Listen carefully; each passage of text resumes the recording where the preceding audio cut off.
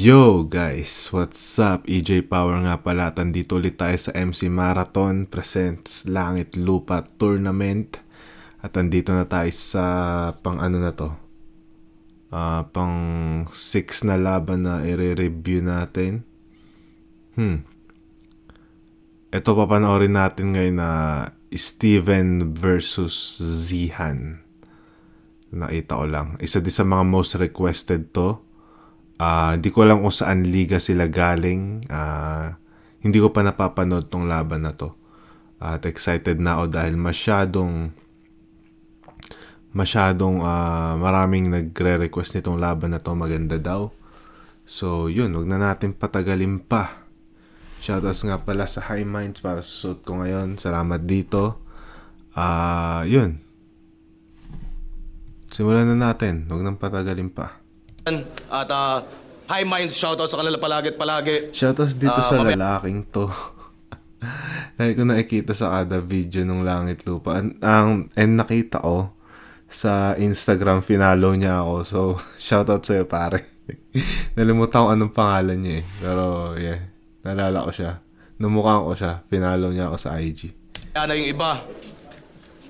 Medyo malakas. Sa kanan ko, representing Oragon Rap Battles at galing pang Del Gallego, Camarines Sur. Para sa inyo Oragon lahat, Rap mag-iintay lahat Battles. para kay Steven. Palagi ako nandirito, kasama mo ako palagi. Alam ko na agad ang nararamdaman Oragon Rap Battles pala ito. Tayo na. kahit di mo Ba't ngayon lang nakita ni Arik to, di ba? Matagal niya nang kinuha to. Alam mo yun? Parang alam mo yun, hindi na kumuha ng Cripply Topher, di ba? Ito na agad kinuha niya. Atom Cygnus pwede pa eh, alam mo yun. Pero Cripply Topher, ito na agad, di ba? Kung kinuha niya agad to, wala nang Cripply Topher. sabihin sa akin. Oragon Rap Battles, Beast-Track, MMXNN, Linya-Linya, Oragon, Abrang Danawin, The Hagda, SNA Supers, Yab Mats, Mayor Melanie, Konghori, Mr. Wawi de Guzman, at siyempre sa pamilya ko, sa mga kasama ko, kay Kuya at Ate. At sa kaliwa ko naman, Territorio Rap Battle League Territorio. represent para sa inyo. Galing pang Cabanatuan City, mag-iintay lahat para kay Zihan.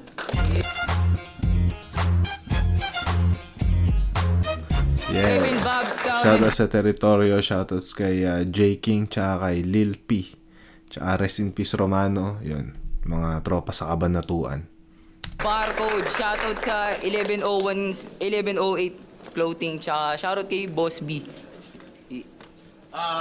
Nanalo ng coin to si Zihan. Pinili niyang mauna si Steven. Pinili ko talagang mauna! Hindi, joke lang. Ayoko ng mga biro na ganun. Nandito ako para magkampiyon habang ikaw questionable kung ba't nandito ka ngayon. Sinaibalian ng buto kung maling banat ang rason. At kahit nauna tong kalaban, edi warm up pa lang yun. Flip top game! Yeah! J. King, ano to? Kanang kamay?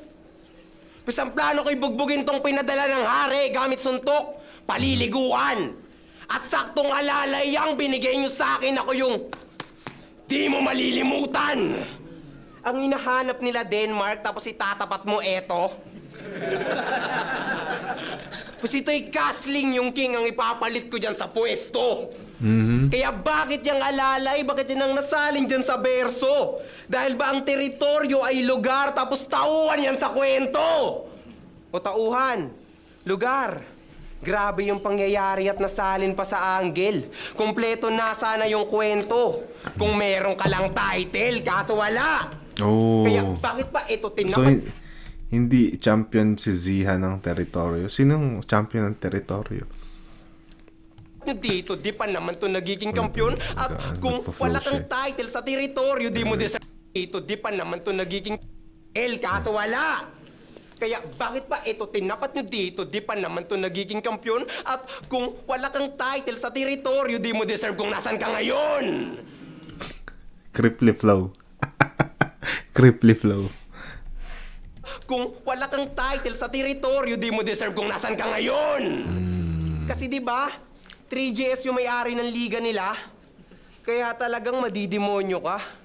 Kasi nakilala yan bilang squatter tapos may teritoryo pa. What the fuck? Basta ito na nga ang panganib. Di na yan makakagulang. Kung ang teritoryo Marawi, kita nyo masasabugan. Iskuting tapos sari, yan ay malaking katanungan kasi paano pa siya naging hari kung walang nasasakupan. Kaya di mo deserve ang lupa, bawal mo tong tapak-tapakan. Magkakateritoryo ka lang sa lupa pag binaon kang dahan-dahan. Di mo rin deserve ang langit, so bakit siya ang makakalaban? Siya'y pinadala lamang ng hari, siya'y mahinang alagad pa lamang. Ang ina, ay mahinang alagad pa lamang. Habang ang nagpasibol sa akin ay solid na 2x2 at marami sa akin na ituro. Sa'yo naman ay nakulong ng dahil sa damo, magkaiba tayo ng pinuno. Speaking of 2x2, bakit yung kapartner ng amo mo bigla na lang nag-exit? At nakakatawa lang na kung kailan nawala ng Romano sa kamay teritoryong nag-exist. Kaya di mo makukuha sa akin ng title. Saluhin mo nga tong todong hits pagkat pandagdag lang sa record tong teritoryo. Ako ay parang Moro Beats. Hindi lang to basta pang bobong dis. Wala ka nang magagawa ron. Pagkat ako ang tunay na hari ng teritoryo at akin ang lupang ito. Ako ay para bang si Asyong. Kaya hindi obra sa akin yung hari mo, yan ay kaya kong lampasan. At kahit sabihin mo pa, par, king yun, ay harangan ng dahan. Habang ako may battle pass sa ORB, ako hindi nagtitipid, naghahanda kahit pahirapan at maging teritoryo man o hindi. Malakas ako kahit saan. Okay. Round 1 ni Steven. Solid, may mga tumamang punchline na medyo nagustuhan ko at saka ang pinaka nagustuhan ko sa round 1 niya is yung variety ng flow niya. Pero medyo nakukulangan pa ako, parang feeling ko nagpapainit pa lang siya. Sana mas may malakas akong marinig na punchline sa round 2 tsaka sa round 3. Pero overall, not bad round na yun. Gusto ko yung clarity ng boses niya. Tsaka yun nga yung variety ng mga flow na ginamit niya. Yun nga, may tamang spit lang ng 4 lines tapos biglang maglalaro siya ng flow. Medyo maganda yun kasi hindi boring pakinggan. Tingnan natin round 1 ni Zihan. Putang ina! Apakawak mo! Yeah! Ano nangyari? Binigyan ng karapatan para tumesting. Makapunta sa big stage. Sa storya ng buhay, this is the one of my dream page. Pero Steven versus Sian, malamati-matika ang konsepto. Tatanggalan kita ng bilang 100%. Ang laki ng 2 ngipin mo sa harap. Sa mga pas battle mo, agaw pansin kahit di kang umarat. Kahit filter ay itodo o mala Justin Bieber pa sa tono, isa lang nagiging kamukha mo, si Master Splinter pag seryoso. Del Gallego Camarines. Mo si Master Splinter. Kahit filter ay itodo o mala Justin Bieber pa sa tono, isa lang nagiging kamukha mo, si Master Splinter pag seryoso. Del Gallego Camarines Sur, hometown mo at makalaban ka di sulit. Nagpapaka-gangster mo kang daga, probinsyanong taga-bukid. Hindi ako kakabahan sa'yo at sa mga obra mong ginuhit. Ba't ako dadagain sa'yo? Kumakain ako ng dagang bukid. Sa laki ng uso dahil sa ngipin, napupuruhan na kahit daplis lang tamaan. Di pag binigyan kita ng mga pulidong suntok, di sigurado hindi ka nabibilangan. Puro sa tit katitirahin. Walang itit, tira at tit, tiyakin tit, tingkaren at birahin di tit, tigilan at di tit, tipiren kung tit, tindihan tit, tibagen at indahin kung tit, tiisen pag tit, tripan at patit, tikimen kung tit, tindihan pag tikluben. Sayang, napahaba masyado. Siguro kung natawa na yung crowd sa sobrang haba nung tit na na scheme. Tindihan pag tikluben.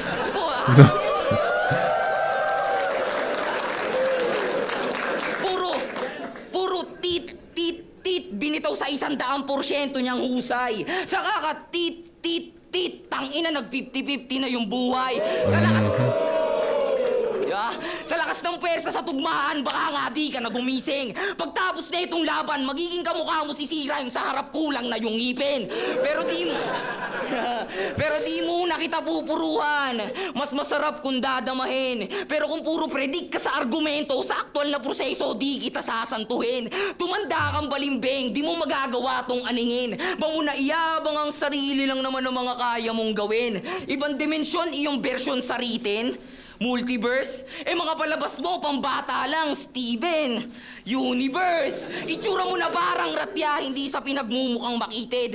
Hawig mo si 150 tanga sa live, bastang maraming alam ang nasa isip. Pasok pa din, walang palya. Sige, ilahad mo, alam mo sa akin, kamatayan ang dinadala mong init. Senaryo parang tarya, kasi yung maraming nalalaman ang madalas pinapatahimik. Ano ba natin? Oh, shit, yun na. Shit, round 1 ni Zihan, solid din, confident siya. Material-wise, feeling ko halos pantay. Pero feeling ko mas maraming punchline na tumama si Steven na natripan ko. Siguro may 2 dun sa round 1 ni Steven. Tapos yun nga yung variety ng flow niya. Yung kay Zihan parang though may scheme siya na na unique, pero ewan ko, parang marami nang gumamit ng tit na na 50-50 line na parang flat line shit na na scheme or play. So hindi na siya ganun sa akin. Hindi na siya parang hindi ganun kalakas yung impact. Pero overall solid pa rin yung round 1 ni Zihan, malinis. Pero feeling ko mas maraming tumama na na mas tumama na natripan ko ng punchline yung round 1 ni Steven, tsaka yung niya, paglaro niya ng iba't ibang flow. So round 1 hindi masyado malaking lamang, ibibigay ko kay Steven yung round 1. Yan. Ayop na yan, tinira yung ngipin ko. Ang sarap nun lasapin.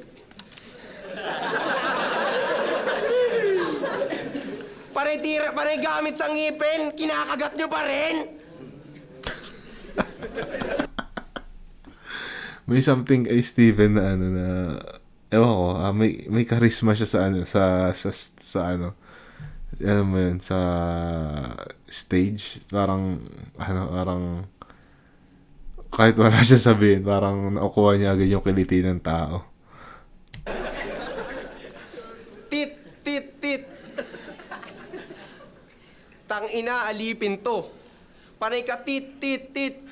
Mahiya ka sa titi mo.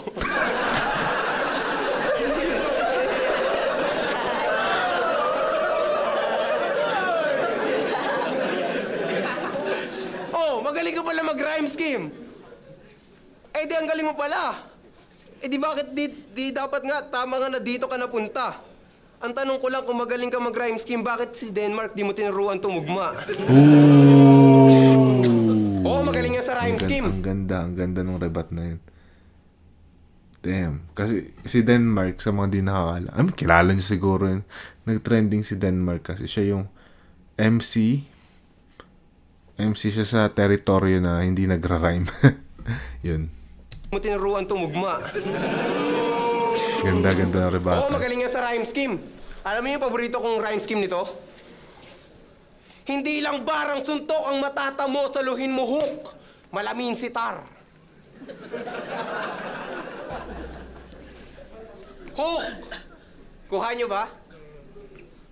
Hook niya pa ganito. Bading!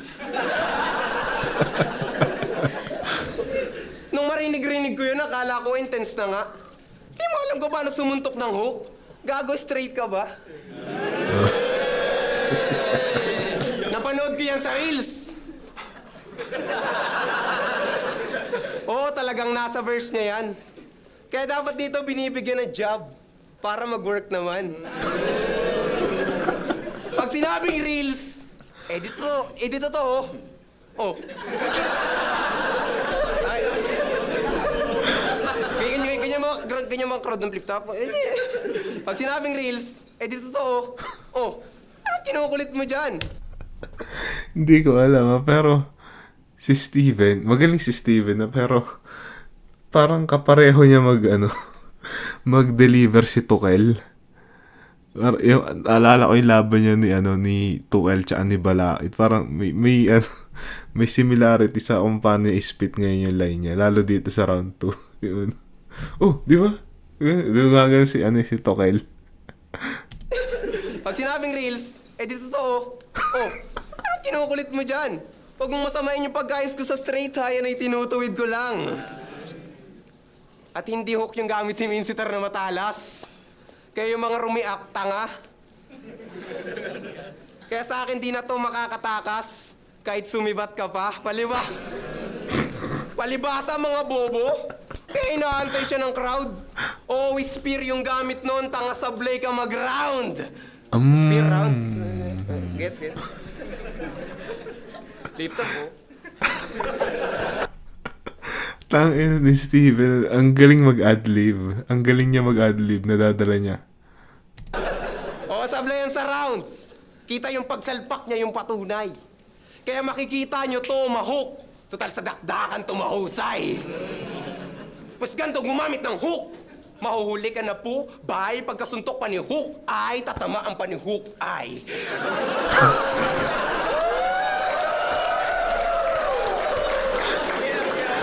Mawawalan to ng buhay, magmumukha lang tanggo. Lay, di mo kakolor si Hook, pero parehas kayong magbabago ng kulay. At sa sobrang dami ng hook, ay, didiretso ka sa hukay. Ayaw ko sana tong kaharap kasi nga pangit ka, lalo na Ayaw ko sana tong kaharap kasi nga pangit ka, lalo na gamit niya tsak madadagit siya, wag magagalit ha. Huy, malayo agwat natin, sige lapit pa para mahulit tong tong isda. Ayan kumapit, nakakalaro ko dyan sa hook, ayan sumabit pa!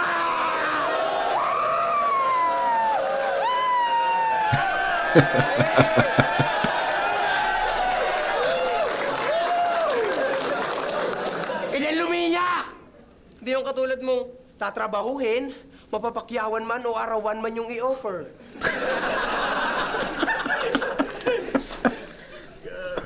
Wala naman kayo tip, ah.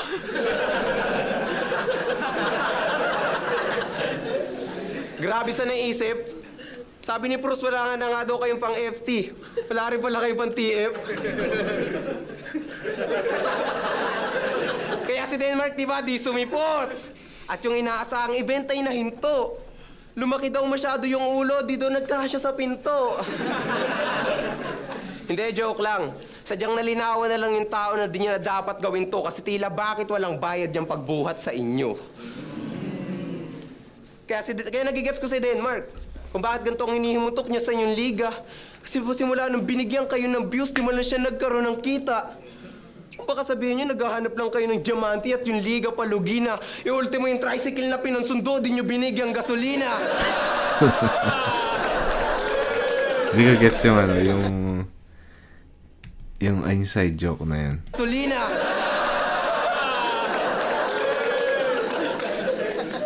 May ads pero walang dagdag sa TF. Yung panggugulang alam na. Kaya hindi nyo rin siya masabihang kulang-kulang kasi kayo yung nagkulang sa kanya. Nung sumikat, kit mahina, pinapasok, kit makipot. Sinama na bigla sa circle para madali rin mapabilog. Pero sa utak lang may problema yung tao. Yung damdamin di nakakalimot at hindi porket may tililing, madali lang ding mapapaikot. Ano ba ang mic natin?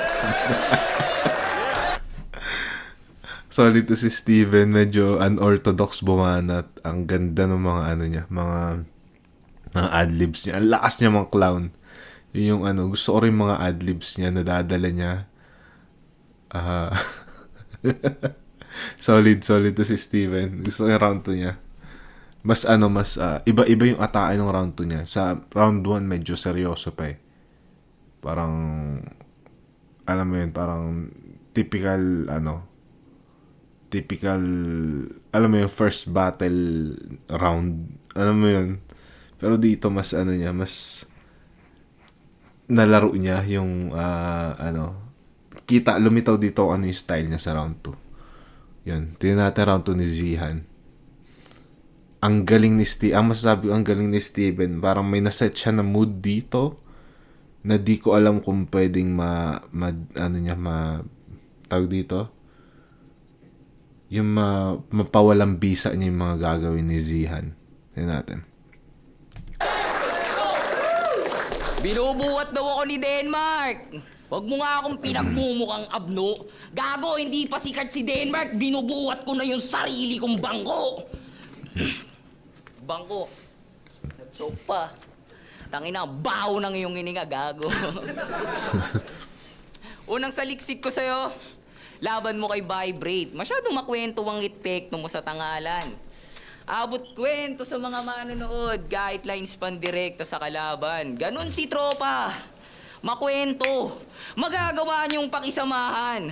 Tipong sa lupit ng kwento, bigla ka pang susundatan ng pera nga mo ng 200, balik ako kinabukasan. Sa spectators nakaharap kahit pang kalaban ng punchline after, nag-aantay sa crowd reaction, tas pag walang nag-react, nag-i-statter.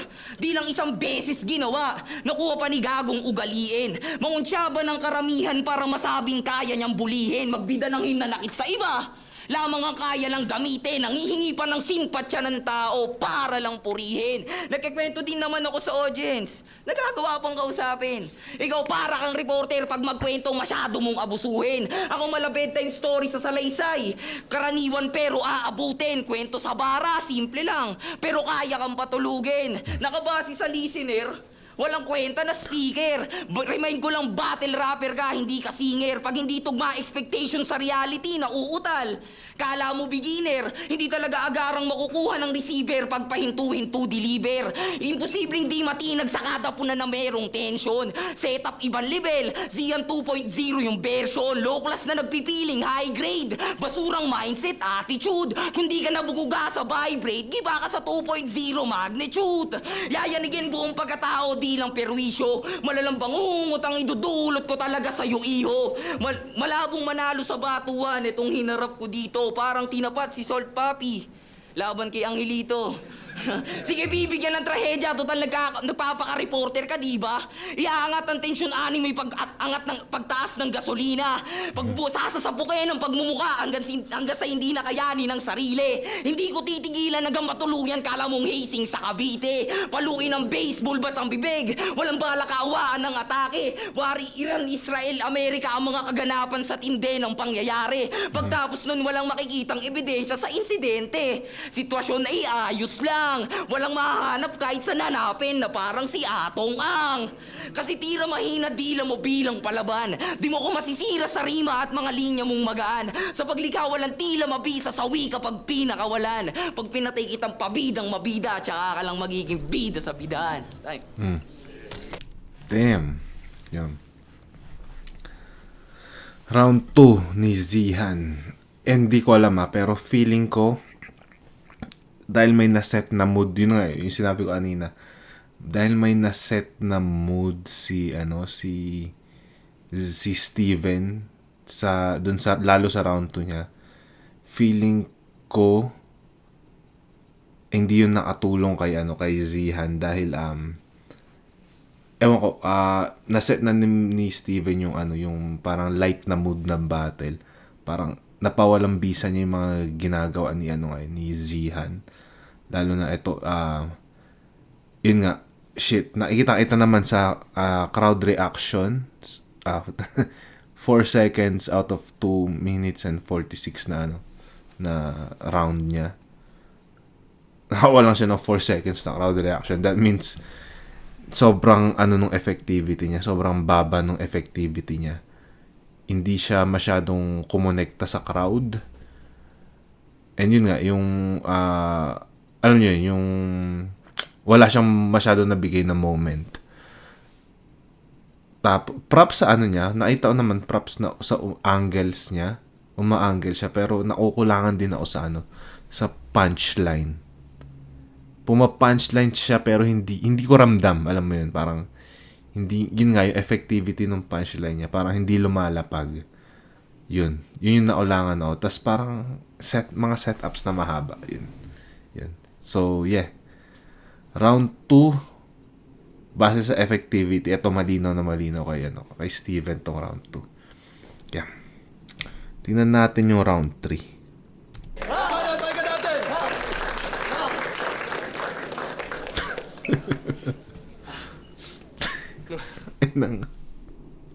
Yung Steven to.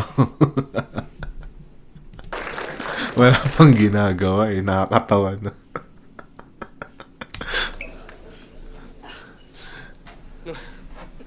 Wala pa. Creep, tama mo nga to. Pag nagkita tayo sa Manila. Gusto ko lang to makainuman si Steven.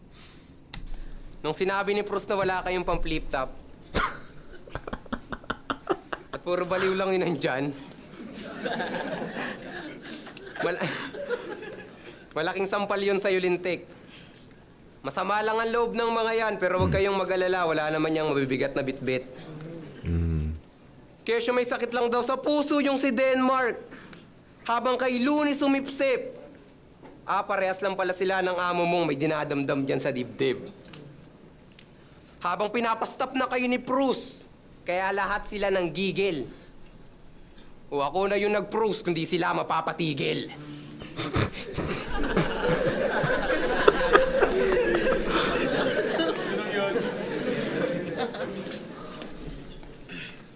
Ayos na? Sige, ako na yung nag-Bruce, kundi sila mapapatigil. Kasalanan nyo din yan. Kasi kahit walang kasaysayan, nare-react. Kahit nga mismong ikaw, pansin mo yan sa nagawa mo. Palibasa, mga walang bitaw, hindi ma-handle na maayos. Kahit kay Denmark, kay Litaw, kay di gumagaling yung gago na dahil sa sigaw, meron na babaliw na tao. Diba? Kaya, tapos pag sinita, magagalit. So paano mo pa masasagot kung bakit siya nandito, men? Kung una pa lang, alam na namin na bawal kang questionin. Kasi ito, tila tama nga si Apex sa kanyang naibulgar. 3GS, tila mali yata kayo nang naisugal. Kasi masyado na yatang mayabang to, hindi pa nga popular. Wala ka sa teritoryo, hoy! Matuto ka lumugar! Kasi ano to, representante? Habang gusto ko maging kampyon, naganap ka nga ng diamante, napunta sa akin yung marmol. Habang nilalait-lait ang liga mo, naturingan ka pang naandon, nasa teritoryo ka pa man din, hindi mo magawang mapagtanggol. Dapat nga ikaw yung nagsasabi nito sa kanya eh. Hinayaan mong iba pa yung magkwento. Hindi ka man lang gumalaw, ayaw mo rin matanggal ka dyan sa pwesto. Magsasabi o hindi. Yan ang iniisip, kung di niya ka-close, di niya ma-open. Tapos makikita niyo... Lift up, ano na, lift up?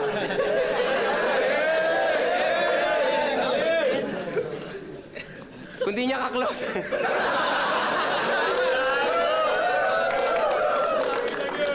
Kung di niya ka-close, di niya ma-open. Tapos makikita niyong siyang mahahati, ako'y para bang si Moises. Pero di mo yan kasalanan, kaya di mo yan makomment. Sadyan nila siya tumatagap na masakit na salita, kaya ayaw mo rin bumoses. Pero kahit na ganun, ikaw yung magaling mag-rhyme scheme, ikaw dapat yung nagtuturo. Pero ang bawal mong gawin, siraan yung amo mo, mapuputulan ka ng ulo. Pero sige, tuloy lang sa pagsipsip. Diyan sa hari na tinuturing niya na grupo, kasi di makakakain ng alipin, kaya manatiling nakasubo. Kaya taggalin ang kanyang ulo. Sa inakita na sugpo, kulang tong pinadala ng hari, walang makapipigil na hukbo. Kit sila'y makikitang masubsob, siya ay mabibilang na sa ilan lumpo, walang pagtigil na bugbogi kay bibilang suntok, di matahimik ang mundo. At kahit haring araw yun, ako ang magbibigay tuldok. Oh.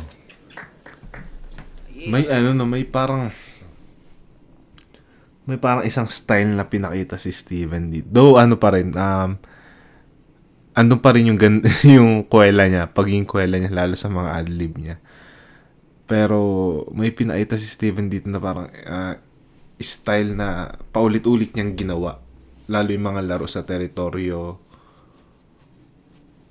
Hindi ko masabi kung anong style yun, pero gets nyo ba yung magagets nyo siguro yun, lalo na kung alam niyo yung long time battle rap, na kayo, enthusiast na kayo. Pero yun, mas natripan ko round 2 ni Steven. Pero solid din tong round 3 niya.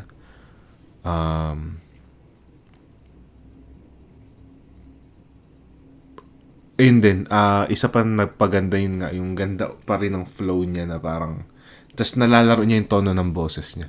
Yun. Pero sa punchlines, mas nagustuhan ko yung mga punchlines niya sa round 2. Dito medyo parang naghanap ako nung same flavor no sa round 2 niya, pero medyo ibang flavor yung nabigay niya dito sa round 3. Medyo seryoso. So, yun. Tingnan natin round 3 ni Zihan. Magre-rebat pa ba ako? At bako attention sa mga bara mong dala. Kung pwede naman sa huling banat, kung pwede namang hindi na lang maglimita sa huling banat para maranasang madala. Ngayon kunyari sa battle gigil ka. Dapat mababalot na ako ng kaba. Isa pa sa, ito kaibahan nilang dalawa. Isa pa sa kaibahan nila sa pag-deliver ng material nila. Si Steven parang hindi niya minamadali yung delivery niya. While si Zian parang nagmamadali siya i-spit yung mga lines niya. Para siya may pupuntahan. While si Steven talagang ninanamnam niya yung bawat pag-spit. Yun yung kaibahan nila. Kaya siguro mas kumukonekta rin sa tao si Steven. Tayong ayaw magpatalo, ba't ako magpapakumbaba? Hindi daw counted pag hindi champion ang katapat. Alam kong palusot mo yun pagkat isa yun sa mga linya mong tinatak. Masyadong defensive. Naku, bisto ko yan, Brad. Para pag natalo sa untitle, may mairarason na wak. Wala akong titulo, pero nakikitang maghalimaw. Kahit saan mapabatil, lumalaban sa di ka uri, malakaan di gimaw. Hindi ka malakas porque may boses ka na very noise. Di mo ako mababaliw sa hiyaw kahit meron kang crazy voice. Alam ko namang mga mali ko papansinin sa mga atake mo, pare. Kung ba't ako yung sinali, isigaw mga pagkatalo ko dati. Idadamay sa issue ng TRBL kahit hindi naman kasali. Kesyo isa sa kumakatawan, kaya isa sa mga responsable. Eh di sige man discriminate, pero pag ganun lang di ako mai-eliminate. Ilang beses ang sinasabi sa akin yan, ba't pa ako mai-intimidate? Kaya tiyak gilit, tung parang banulang biyak sa lieg, pati lalamunan dugo sa bibig. Si Siritset, hirap pumimik para nabulunan.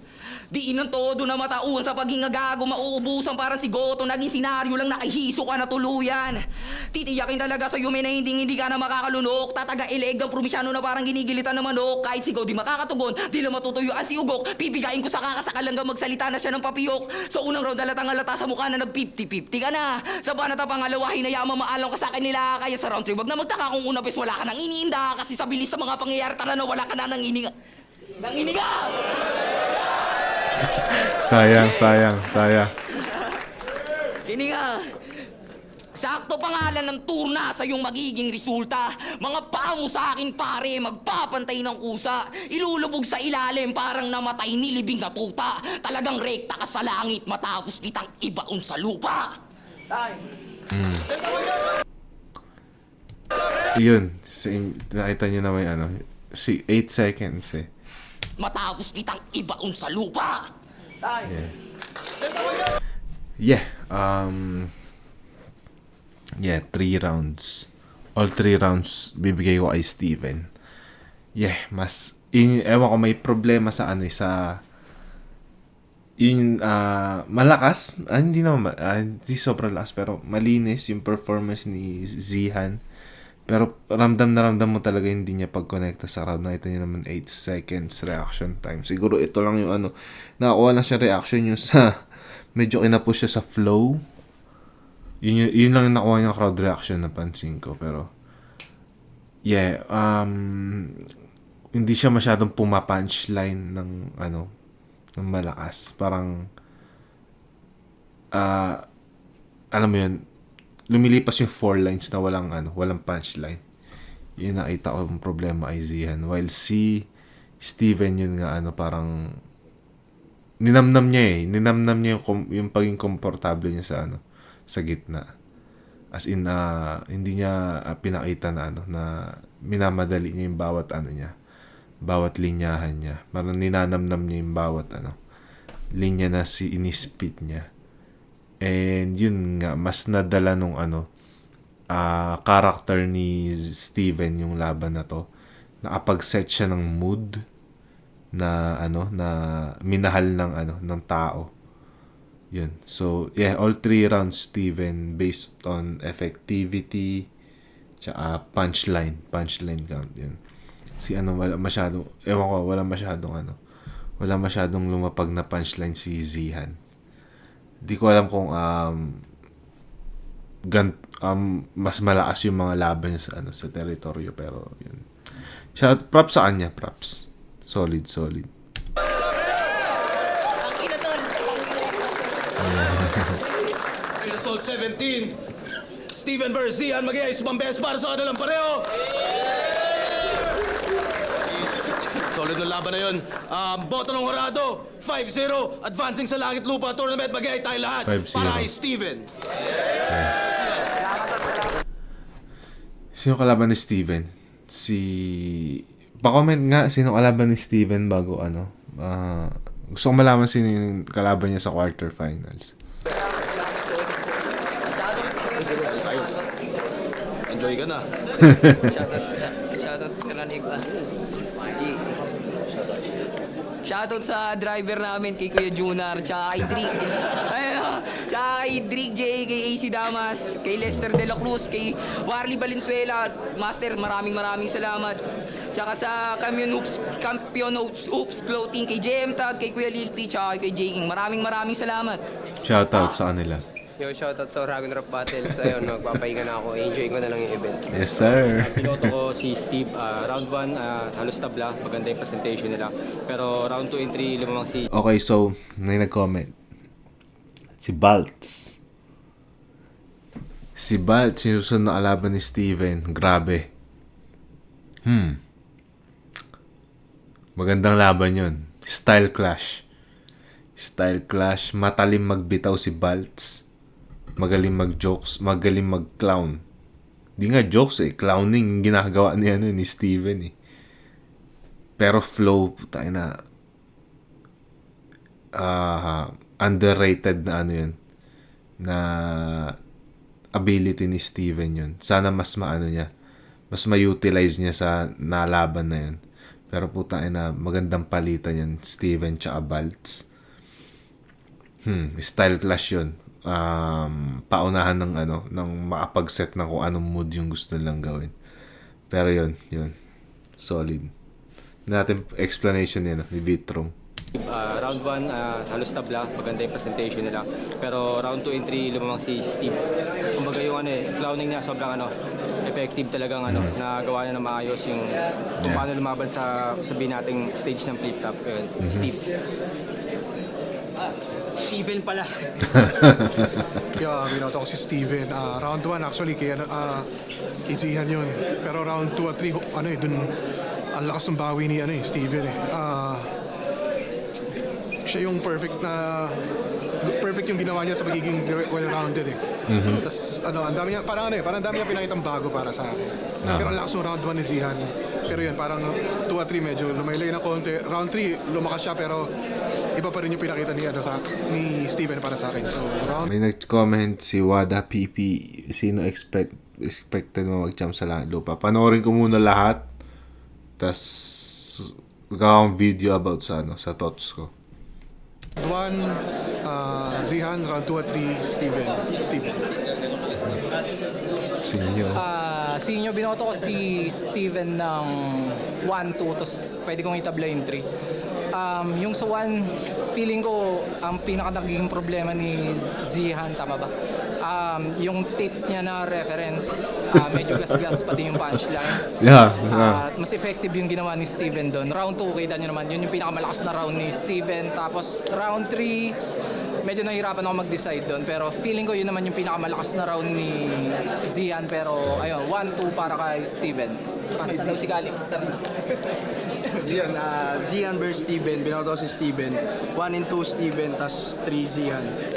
Nung round 1 parang nagpapainit pa lang sila pero 8 points si Steven, 6 points si Zihan. Tas round 2 ayun, yun yung pinakamalayong agwat ng battle, yung hook sabit, tricycle, gasolina, yung kay Denmark. So round 2 kay Steven. Tas round 3, medyo lumaylay na sila parehas. Pero binigay ko kay Zian. So 1 and 2, Steven. 3, Zian. Congrats! Yeah.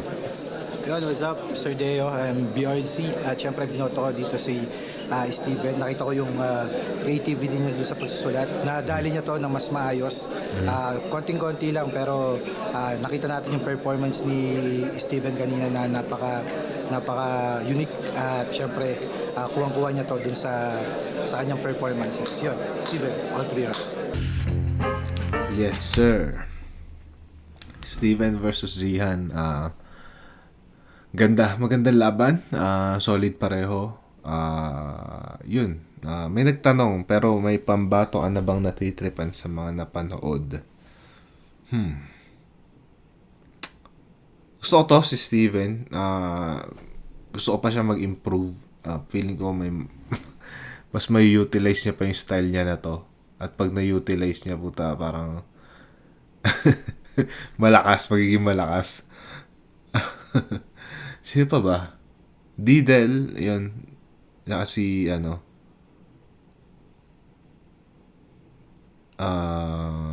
si pa mga yun sila, Steven tsaka Didel. Yun yung mga tumatak so far. Solid na laban. Maraming salamat sa mga nanood nito. Umabot sa puntong to. Follow nyo na lang ako sa mga sa mga social media.